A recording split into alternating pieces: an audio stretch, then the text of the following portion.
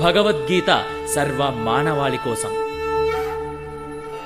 అథ ప్రథమోऽధ్యాయః అర్జున విషాదయోగో నామ యద్యప్యేతేన పశ్యంతి లోభోపహత చేతసః కులక్షయకృతం దోషం మిత్రద్రోహే చ పాతకం కథం న జ్ఞేయమస్మాభిః పాపాదస్మాన్నివర్తితుం కులక్షయకృతం దోషం ప్రపశ్యద్భిర్జనార్దన.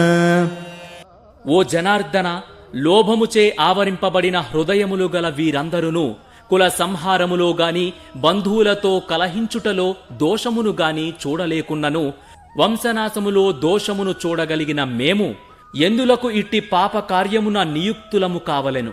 ప్రతిపక్షము వారు ఆహ్వానించినప్పుడు క్షత్రియుడు యుద్ధము చేయుటకు గాని జూదమాడుటకు గాని నిరాకరించరాదు. కనుక అట్టి నియమముననుసరించి అర్జునుడు యుద్ధము చేయుటకు నిరాకరించరాదు. ఎందుకనగా అతడు దుర్యోధనుని పక్షమున వారి చేత యుద్ధమునకు ఆహ్వానించబడెను.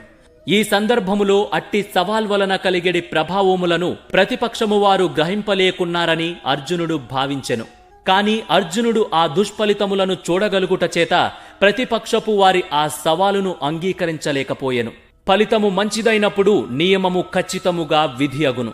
కాని ఫలితము విరుద్ధమైనప్పుడు ఎవరునూ అట్టి నియమములచే బంధించబడలేరు. ఇట్లు మంచి చెడులను ఆలోచించియే అర్జునుడు యుద్ధము చెయ్యరాదని నిశ్చయించుకొనెను.